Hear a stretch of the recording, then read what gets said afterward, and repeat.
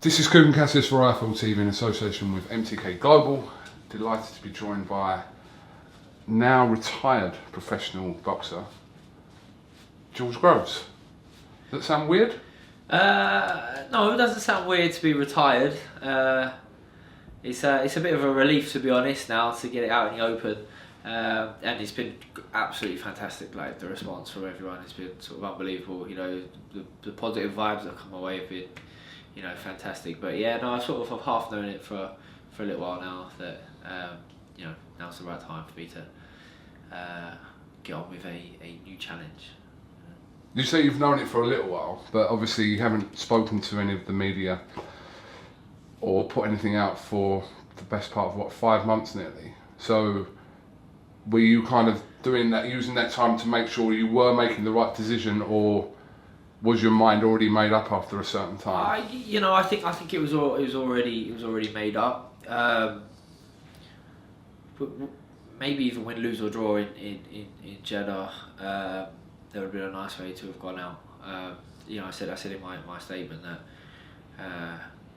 I like the idea of retiring at 30. I like the idea of going out when there's still a bit more left.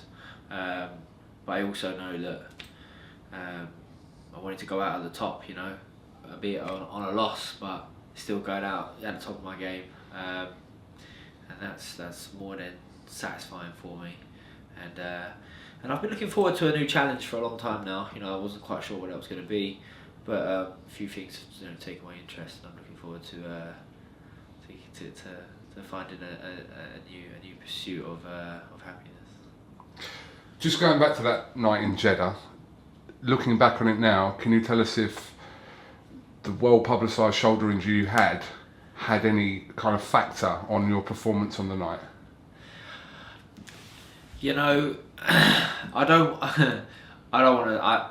That's such a difficult tightrope question for me to answer, KUGAN, because I don't want to blame the shoulder. You know, but you know, obviously it was a real tight time frame to sort of get back fit. Ultimately on the night, Smith was the better man.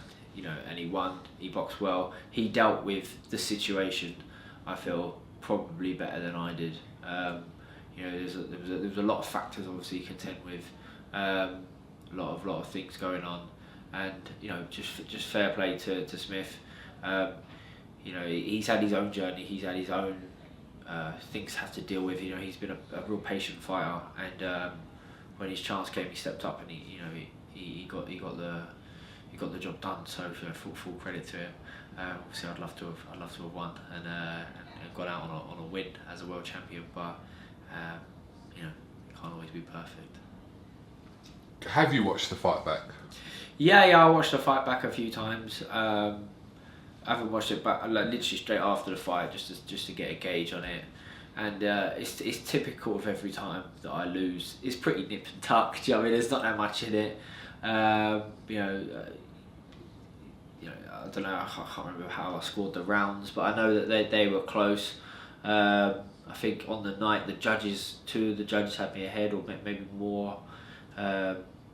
And even down to the end, where, you know, my left arm wasn't really getting the effect that I wanted it to. I couldn't really stamp my authority on the fight like I usually do. Obviously, I was contending with his long reach and his height, and his size, and stuff like that. So I started to bring my right hand into play more. I was having, you know, relative success, and then even at the end, I land my right hand, and he hits me with a chuck left hook. You know, obviously that's a shot I've always had to watch out for, because he's so tall and he throws it so well. Even the interview after, I think the check leg hook I didn't see. I don't mention it. All I'm more concerned and embarrassed about was the getting winded at the end of it. But as I say, full credit to Smith. You know, he buzzed me and he finished the job. That's what elite level boxing is all about. You know, he buzzed me, he finished the job. What can you do? Obviously, we all read the statement you put out yesterday, and thank you. Thanks for reading it. It was really long. It was long. There's a few thank yous in there. I thought if it was me, I would have read it all. I don't know. Thank you. No, I really appreciate that. The thing of interest really that kind of struck me from that is your reference to your fight with Edward Gutnet, and more specific to what I'm talking about is your thought process about your career after that happened, which I wanted you to touch on really. Yeah. Okay. So Eddie Goodnet suffered I think it's a brain aneurysm or something. You know, he after our fight he fell very ill, and he's still on the road to recovery now. Was put into an induced coma in London before they brought him round, and he's now living back in Germany. And not that long before then, I was sparring with Nick Blackwell, who I don't know the details of Nick Blackwell, but obviously he had the fight with EUBANK, and there was a similar thing. So it just really brought home now that, you know, boxing is a real dangerous sport, and I couldn't be so cavalier with my approach to it, my thought process behind it. You know, because I'm now responsible. You know, I've got a family, I've got a mortgage, I've got kids. You know, I had a kid then, a son. So it's like, right, you know, no longer does boxing come first for me anymore. I'm going to do this for as long as it's sort of necessary, and as long as I get to a stage where I can walk away from the sport happy, because I have dedicated my life to it. It is all I know, and I couldn't bear to sort of sell myself short and leave a sport before I'd sort of achieved what I'd sort of set out to achieve. But fortunately for me, after that, you know, my next fight was for a world title. Greatest moment in boxing for me. Beat Trudnov, as I say, in front of a home crowd this time in the UK, and then that childhood sort of you know, obsession, goal, drive, ambition, whatever it was, you know, was achieved, and then it was like, right, well, I'm only going to do it for as long as it's necessary, and that really means a few more defences, try and pay off some debts, have some money to set aside for, you know, family's future and stuff like that, and also find a new goal, a new interest, a new pursuit of, you know, always want to be the greatest, you know, but then as you get older, you wonder, well, what is the greatest, and it's usually the opinion of others, which is a very dangerous thing, because that can chop and change at any moment, and you can never really find full satisfaction of that. So then I've been through that process, and I know now, I think with experience more than anything else, you know that you would change your mind on things. Like, what you think now might not be what you think, you know, in time to come. So but what I know now is that I'm more than happy and satisfied with my boxing career. It's been far from perfect. Like, it's not idyllic, but you know, it's been good fun. You know, it's been a roller coaster ride. I've done it my own way. I've got out of it what more than, you know, I dreamt possible at certain points. So you know, to leave the sport on in this stance is just fantastic for me. I couldn't be happier. There's a list of fighters, notably in Britain, that people put into that category of they were a great fighter, but they fell short at world level. And you had 3 attempts at that world title. So there was a danger that you could have fell into that bracket and you could have left the sport having not accomplished the ultimate goal of winning a world title. But you kind of made changes, and you got with Shane McGuigan and kind of put a new lease into your career, and you won that world title. So you can leave the sport kind of accomplishment wise happy. Am I right in saying that? Yeah, no, definitely. I mean, you think, you know, as I say, if I was going to talk to any young fighter, I'd say, right, how would you want to measure success in your career? Right, first and foremost, it's not about winning over the opinions of others as such, because boxing is such a mainstream sport now because of its diversity of opinions. You know, like, one person thinks this, one person thinks that. You know, my timeline for the last day has been, oh, I've always followed you, or I didn't like you, but you're right now, or this or that. So everyone's got a different thought and process. But you know, you can make history, you can win titles. So you've got the record and your finances, because it's so sad that so many fighters who can get to the highest levels and still leave with not that much more to show for it. and everything else will sort of quieten down. But your record will never change. If you manage to make history, you know, only history can get, like, that won't change. And obviously, if you can leave the sport with a few quid, you know, you've done really well too, because you usually have to sacrifice everything else that's going on in your life to really get on in boxing. And it's nice to finish the sport in a position where, you know, you can learn something new and not be under too much stress from it. You've never struck me as someone that would shy away from saying how you feel or answering any questions or anything. Am I right in saying that? No, I hope so, yeah. I'll try and be as open as honest as possible. Okay, so reading that statement yesterday, and obviously a long list of people that you were acknowledging in your career, it was quite notable that there was a couple of names missing from there. In Adam Booth and Paddy Fitzpatrick weren't mentioned in that. Can you make some comment on why that was? You know, difficult question. You know, I opened this statement with thanking people who I felt had put, you know, my needs above theirs. You know, only ever had my best interests at heart. And I listed off all the names involved. You know, and yeah, they included Shane McGuigan and, you know, other like-minded people, but you know, I'm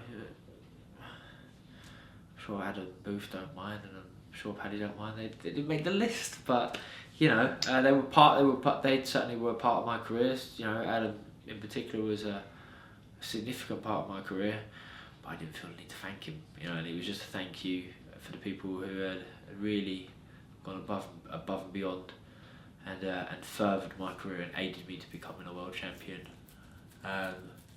Two people in particular that you mentioned might have aided me in some ways, but also hindered me in many others as well. So.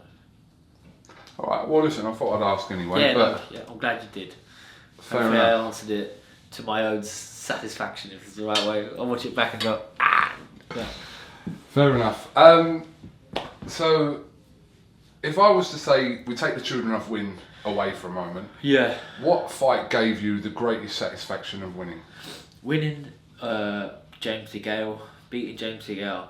No, I was a 4-1 underdog in that James DeGALE. You know, build up fight. You know, whatever. I was fighting on the Frank Warren show, and you know, I was a haymaker fighter. I'd boxed on Satanta to start with. You know, I'd sort of flicked in and out of Sky, but all on the back of David Hayes' achievements. You know. But Frank was the premier promoter at the time, believe it or not, if anyone can remember that far back. He had the Olympians, he had James DeGALE, and everyone was singing James DeGALE into, you know, stardom. Jim McDonnell said he's a generation fighter. You know, he's better than Floyd Mayweather. And no one was pulling them on this crazy shit that they were coming out with. So you know, I knew I'd have beaten James DeGALE, and I had it all to do, and I went out there and I got the win. It was close, but I think it was always, as I say, it was always going to be a close fight because of the style that we adopted to win. But it just made it that much even better, even more sweeter. Jimmy Lennon Jr. like announcing the winner, suspense on the edge of your seats. Like, I don't get choked up much, but watching the iPhone sort of filming on YouTube later, where you know people celebrating the result, fantastic, absolutely brilliant. You know, couldn't have been more sweeter, and for what it meant to like the nitty gritty, the people that you know been there from the very start, not from I saw you on this TV, like friends and family, locals. You know, like just how satisfying it was for them. It's greatest win. It's mad to think that fight even really happened so early on in your careers, because you had relative profile then, but it was very early, kind of, we got to see that fight in your career. Obviously we never got to see what fans wanted to see was the rematch, but that's one of those things. But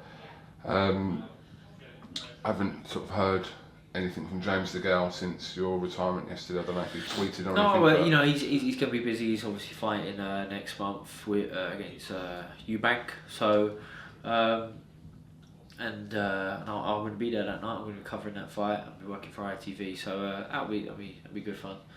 But yeah, you know, each to their own. Everyone's got their own path. You know, I'm more than happy with mine. You know, as I say, it was far from perfect, but I enjoyed the struggle at times, and I'm really, you know, I'm proud to be leaving on my terms as such. You know, I've got nothing else. There's nothing else left for me to prove. I'm not going to fight for fighting's sake.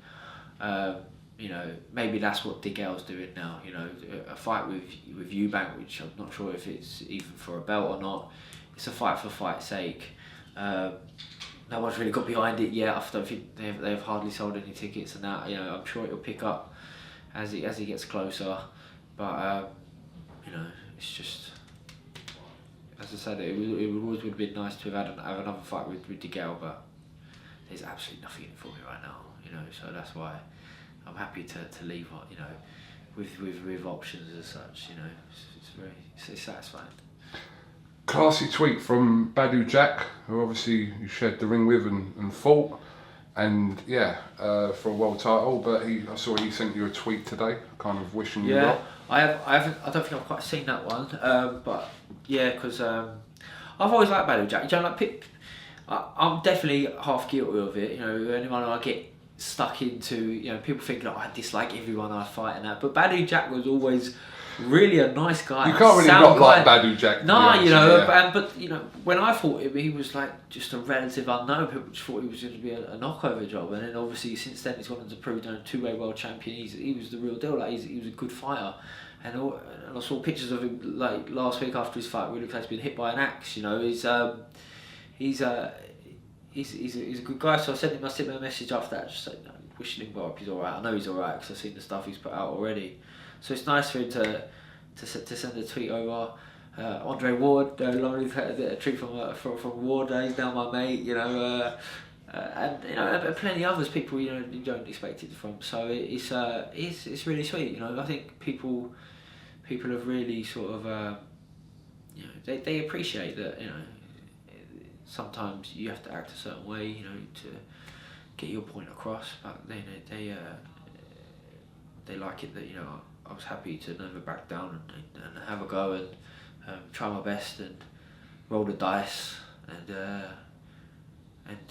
if you persevere and stick with it, you know, you can come out. You can make it. You know, not always, not for everyone, but you know.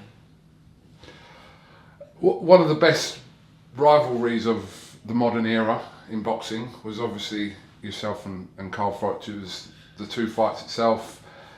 The build up, everything to it was kind of, it's not going to be forgotten in a long time. But I will come on to Carl Froch in a minute. But the fights itself were kind of the biggest profile fights that you'd been involved with in your career. I mean, as someone keeps pointing out, 80,000 at Wembley, etc. It was all part of your kind of journey, and that was an important part of your journey as well. Yeah, no, definitely. I mean, like most prospects, I was an unbeaten fighter going into that. You know, I was on the rise. I was a contender now. You know, around Froch's fight prior to me fighting him, obviously he fought Kessler, and he took exception to me because obviously I've gone out and sparred with Kessler. But you know, at that time you go where the work is. You know, if you're going to get sparring with a former world champion, or no, he was world champion at the time, you're going to go out there, you're going to do it. So Froch had a bee in his bonnet about me from the get-go, and you know, the way he acted a lot of the time just reminded me of what DeGALE acted, you know, when I fought him. You know, the sort of the arrogance and but what I didn't factor in was the fact that, okay, he is a world champion. He did knock Butte out at home. You know, he did have the backing of Eddie Hearn, who was, you know, like the sole promoter on Matchroom, which was probably the only major outlet for boxing in the UK at the time. So when I tried to come in and be a bit flash and pull him on his shit and that, you know, I come under some crazy fucking stick, you know, which just made big chest out more, and fuck them, I'll smash this cunt up. I'll get the job done. And then I went out and had the fight, and then that's exactly what I nearly did, So I put it on him, and but by that point, obviously, everyone knows now, I wasn't training without a booth anymore. That was a real messy situation. I had to put together a makeshift team. I had an amateur coach training me, Paddy Fitzpatrick. He ran an amateur gym out of Swindon. I'd done ad hoc pads with him via Adam. So Paddy did well for me in that first fight. He was it was 6. Well, longer than that. It was about 8 to 10 weeks we worked together. But I brought in Barry O'Connell to do conditioning, who I'd never even met before. I had to sneak into Dale Youth and use their gym in the morning before the PTs came in the afternoon. So it's a real standalone. Let's one-man band. Let's get the job done. And then obviously didn't get the result. But then it was about making history, and that was when I was sort of in my element. I was enjoying everything that was coming my way. And I just have to slip and slide with the punches or bat it back, and it was a real chance for me to be creative, to engage with a new audience, to make history. It was a massive fight, and it was a lot of work. And now, in hindsight, knowing that it was too much, and I neglected some of the fundamentals, but what's the word? I don't want to be. I'm not ashamed of it. I'm not. It's embarrassing getting beat, but I wouldn't have it any other way. In that, I'd rather have gone to Wembley and made history, and I lived off that for years to come. I know that I'm not silly. I'd signed with German promoters, before the rematch, thinking it doesn't matter who I sign with, because I'm going to be I'm going to be the man. I'm going to be world champion. I've just sold out Wembley Stadium, so all I need is some good business guys who I get on with, to make sure the rankings are right and make sure the fights are set up. I was in the wilderness because they didn't have no UK TV.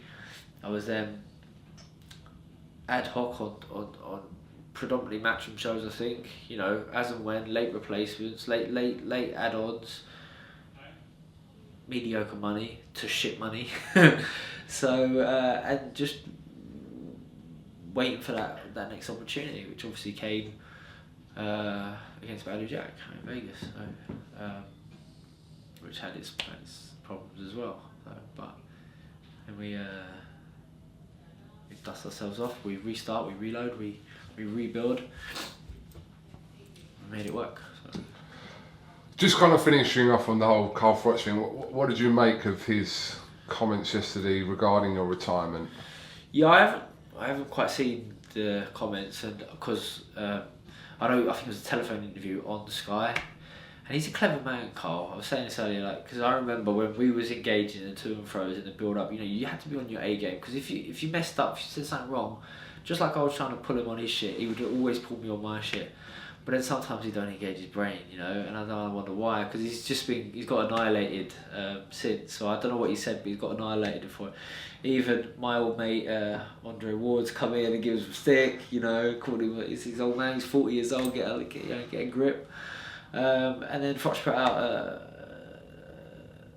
a nice tweet last night, just saying, Yeah, I have to say, obviously, just looking through the stuff he said on Sky, through the quotes on Sky, and obviously his tweets, he has kind of, shown you that respect that you've shared a ring together. But there are obviously some comments off that, especially in the Sky piece, that kind of, suggesting that British boxing won't miss you, he wouldn't miss you. But I suppose that's a bit of Carl Froch in that, to maybe give you something but not quite give it to you. Yeah, well, if that's what it is, that's what it is. You can only like him for it, really, can't you? Like Carl, that's his unpredictable nature. That he's a clever guy, but he won't do it. He won't always be PC. He'll shoot from the hip, and then even if he gets it drastically wrong, and then he has to eat humble pie something at the end of the day. But good to a goal. Do you know what I mean?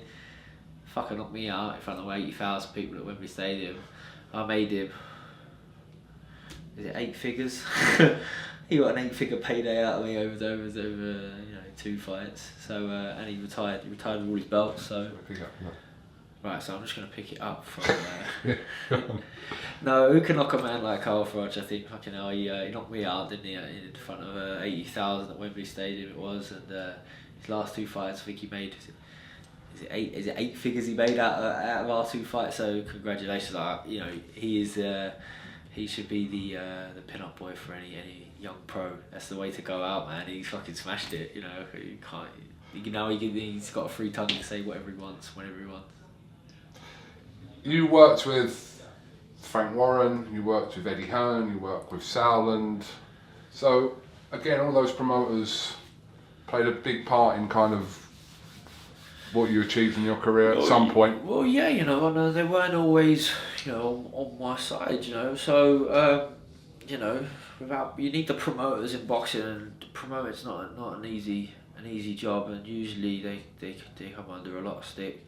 But yeah, I mean, I've boxed in the States. I've boxed on Golden Boy shows. I've boxed on, I think that's pretty much it. Sowland, Matchroom. I boxed with Frank Maloney. I boxed on Haymaker shows. I boxed on. Frank Warren shows. So yeah, I've been through the mill. I've been on all the shows, and as half the time, as much you're doing them the favour, they're doing you the favour. You got to fight. You got to live it. You got to box. You need the exposure. Also, they need to put on shows. They need to fulfil their TV obligations or whatever else. Sell tickets. So, I said in my statement, I've loved boxing, but I think I've been good for boxing. I've enjoyed myself. I've always tried to be entertained. I've always tried to give it my all, be my best, and I feel appreciative of everyone who's now agrees and said he was entertaining, and that would be that's something to be proud of. That I'm very proud of. Yeah, entertaining inside the ring. A little bit odd outside the ring. Yeah, you put out peculiar or... Yeah, a little peculiar. I think that's fair, isn't it? Weird? Peculiar is weird, isn't it? Am I weird? Because you interview a lot of fighters. No, I don't. I don't really spend that much time around a lot of fighters. This is probably the most normal interview I've ever had with you, to be honest. And so it's like... No, but I think you've got a peculiar personality, but I don't think there's anything wrong in that. I think, the majority of boxers have probably got that in them, but I don't know, you've got something odd and peculiar about your personality, but I don't think it's a bad thing. It's not like I'm knocking you for this. What's odd about me? I think people watching this will kind of know there is kind of something... No, because you're telling them to, but you have to give evidence for it. You can't just be that authoritative voice that you have now become, because let's hear it. What is it? Just a little bit unorthodox in your personality, but it's again much better word. Yeah. I mean, I would have settled for quirky. Yeah. Peculiar. All right, yeah, but they're not the same lines.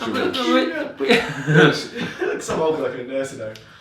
If we could differentiate ourselves a little bit, if we could be, that's, I want to bring that creative element. I mean, just think about what can separate you from the chasing pack, and that will change over time, and it will change during your journey and where you are in the stands, when you're a prospect, or when you're, a contender, or when you're ranked, when you're a champion, when you're a beaten champion. But you always got to separate yourself from the chosen pack, from the chasing pack. Peculiar phrases throw me off now. So again, to the end of my... But there's nothing. It's generally not a negative thing at all. Okay. Absolutely not. No, I don't think it is either. I just thought it was a funny word, so I thought I'd just ask you to elaborate. Yeah. Which you did. Which I didn't. I tried to do poorly. Who wins that fight for you from DeGALE and EUBANK? I'd probably have to semi-sit on the fence because I'm going to be there on the night, I'm not sure, but they're both capable of winning. A friend of mine said that, and I think he has an inflated opinion of DeGALE, so he basically said it's DeGALE's to lose, but I'm not so sure, because if EUBANK is genuinely up for it, And even if he's not listening to a new coach, but has someone in there to just nudge him in the right directions, which I think he's working with a fella from Vegas now at the Mayweather gym. Nate Vasquez. Is it Vasquez? Yeah. Yeah. So if he's willing, you know, to you can't walk through punches with DeGALE because he can plant his feet and let his hands go, and he throws loopy sort of swingy shots that are sort of outside your peripheral vision at times. But he also only works for 30 seconds a round, and he might go to sleep through rounds 4 to 10. And if he does that, then EUBANK should jump on him, make him work, fluster him because he can get flustered, and I think EUBANK beats him. But I don't know. If I was going to put money on it, I'd say EUBANK. EUBANK's got a lot more left than DeGALE. DeGale's always blamed injuries, but we're waiting for him to get over those injuries. As of yet, he hasn't. Because at the end of a fight, he says, "Oh, that's 30%." He always gives a percentage, doesn't he? So it's a low percentage as well. It's rarely more than 50. So depending on what percentage DeGALE shows up and what sort of state of mind EUBANK Jr.'s in, because he was in formidable form in terms of his mentality before my fight. You know, he was sunk into a new stratosphere of his mediocre accomplishments in terms of the wins he'd racked up prior to fighting me. It was a massive step up for him, but he was again favourite going into that fight. A naturally smaller man with less experience, etc., etc. But if he's confident and he's fit, which he usually always is, and he's up for it, I think I'd go EUBANK. How about you? Who you reckon? Firmly sitting on this fence. One of them fence jobs, yeah. One of those, yeah. My dream team for the fight analysis on the night would be you and Naz. I hope it is you and Naz. Yeah, I'd like to come. I think I am there, and I'd like Naz to be there too. I think everyone wants Naz to be there as well. I want it to be really excitable. I think I'm going to wind him up before we go on air. I don't know how yet. I'm going to get him really wrap his cage just so that he's ready to explode. You know, because some classics. He's got some classics right up his sleeve, ready to go. Nearly done, George. I know you've got things to do today. Your team, Wasserman, obviously have been very influential in kind of worrying about stuff that you don't have to worry about, if that makes sense. Yeah. I mean, you'll know, better than most, at home that there's the stuff that they take care of that was never on their job description when I signed up. The fact that I've had Duncan Ross sort of running around Manchester trying to get t-shirts printed for me so we could get the new sponsor on there that he secured, that we could get some money without getting punched in the face that weekend, or they orchestrated, if that's the right term, the ring walk at Wembley Stadium, which it was funny. I came out on an open top bus, went home in an ambulance, as the fun says, but it was good. Like, we thought it was cool, and it's fire breathers and this and that, Kasabian, fantastic, and that was all down to them guys, as well as the business side of things that that we all take care of collectively, which is make sure we get paid on time and make sure the fights are right and the rest of it. But they've been a great team, great for me, good guys, and good to have around you.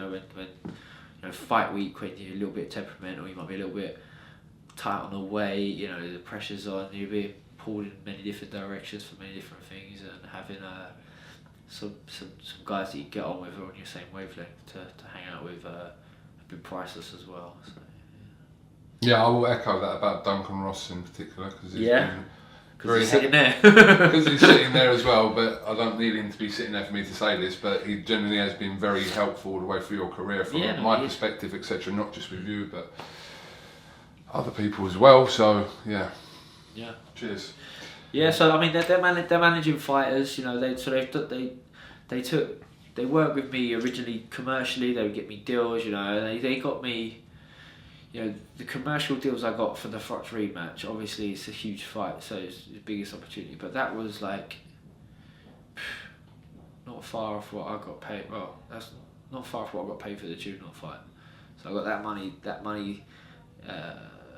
for ad hoc stuff, and you know the other money I had to break my jaw for. So you know, yeah, they've been great for me. But now they're taking care of fighters more so in terms of the boxing sense as well. So they're in charge. They've got their manager's license, and they're taking care of boxers' careers. And I'm just sort of joining the firm, as it were. You know, I'm adding, you know, I feel insight. You know, from being self-managed. You know, these past 5 years, I've worked with everyone in the sport. I've boxed everywhere. I've dealt with the highs and lows, and I can empathise with fighters as well. And hopefully, add something. You know, if they have a problem they want to talk to me about. You know, I can give my insight, 9 times out of 10 my experience, because I've been through many different situations, and also it's good for me because it keeps me in boxing to a certain degree. I don't feel I've got the patience or the skill to be a trainer, but in terms of like the other side of the business, you know, I've got a good relationship with everyone in sport that I've worked with still. Not always, but I do now. It's sort of come full circle with a lot of people, and you know, as I say, I feel I've got certainly a lot of knowledge to pass on to other fighters. So yeah, we got you know, I haven't even met him yet, but Ted Cheeseman, who works who's with the Wasserman guys, he's fighting this weekend. He's fighting for the European title at the O2 Arena. So he's doing well, being looked after, and a few others. So I won't bother going through the names now, in case I forget one and get in trouble. Just a word on DeGALE Youth as well. Yeah. Obviously, a big part of your life and career. Yeah, DeGALE Youth. I mean, arguably one of the most successful amateur clubs, you know, in the country. You know, they've had an Olympic champion. They had plenty of England internationals. You know, fighters gone win ABA, senior ABA titles, and then come on from what was, when I first joined, a tiny little gym in an old morgue in what it really used to be called Nottingdale, which is more like Notting Hill now. So a very posh, exciting part of the world, part of London. That then they relocated to the Grenfell Towers, and this is obviously after the Tower fire now they've had a brand new gym built for them under the Westway by the DIY SOS team, and disappointingly for me, I still haven't managed to get down there and check it out. But yeah, I saw Mickey, my old club coach, who's still there, still padding them, still producing champions. He loves a new gym, new setup. Everything's brand new and clean, so that's right up his street. He's a clean freak. So yeah, no, DeGALE Youth, they begun me on the journey of boxing, and as I say, they instilled like that winning mentality. You know, you come in the gym, it was full of champions. There was champions on the wall, there was champions in the gym. You know, every year, and it was only kids then, it was juniors, so it's like your pinnacle of your career was to win a schoolboy title, which now if you stick it on your CV, almost insignificant, but at 12 years old, you know, there was nothing more. You know, that was on your to-do list, on your bucket list. You know, you had to win a schoolboy title, otherwise there's no point going on. And yeah, they've gone on to have multiple champions, and they still are a fantastic club. A little bit of trivia for everyone. Go on, let's go. People won't know that you, or some people might know that you invited me to your wedding years ago, didn't you? And you came. And I came, yeah, I came. We didn't do an interview that night. No, we didn't. I was very No. drunk. No, not. We didn't. But my sort of follow-on from this is obviously your wonderful missus, who's been with you. You wrote it in the statement, been through all the good and the bad of your life and your career, and obviously your child, one on the way, etc.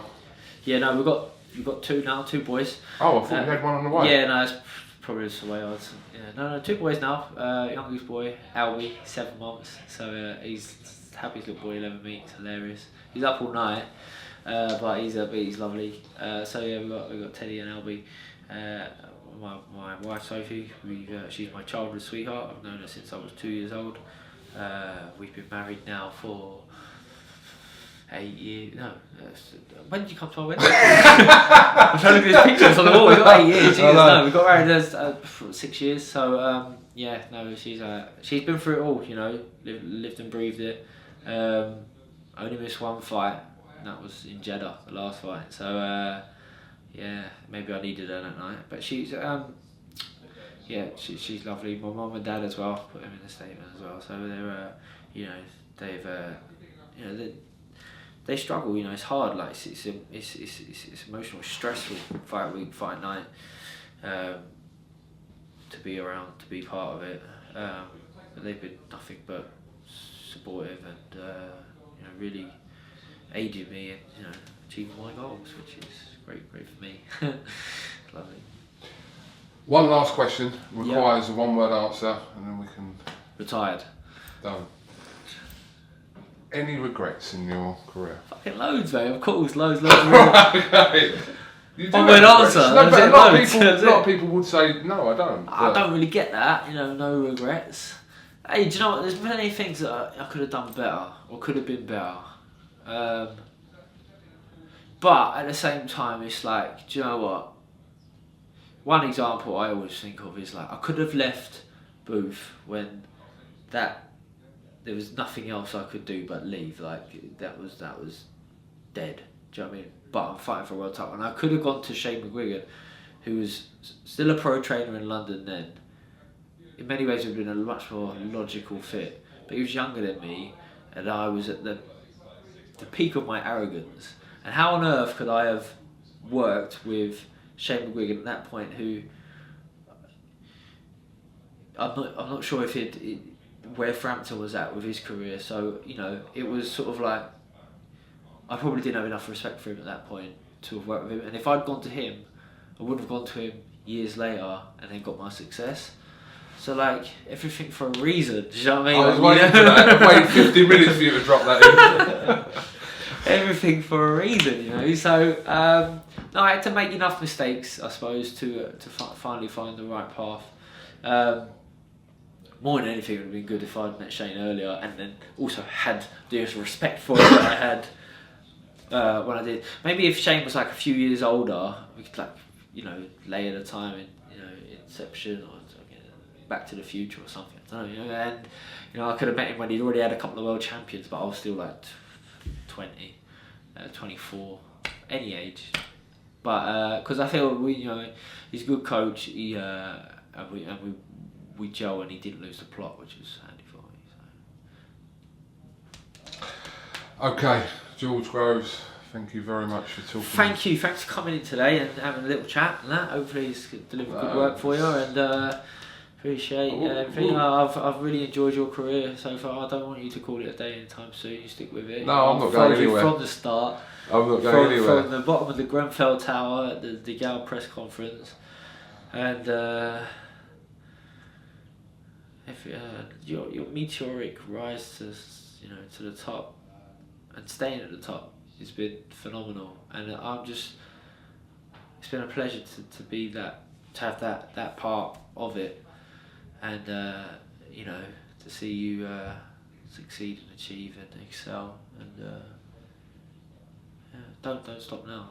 I'm not stopping. But one thing I will say is I do the thing that stands me out about all the interviews we've done is the one that you've done straight after the first FROCH fight, where I was in your dressing room, really awkward. There was loads of people in there. It was like not a great atmosphere, and you still did like 7-8 minutes with me, and that kind of stuff. Yeah, well, it's like comic timing. I should try and rack my brain for ways to try and take the piss during our interviews, but in a somber moment, I'll give you a bit of my soul.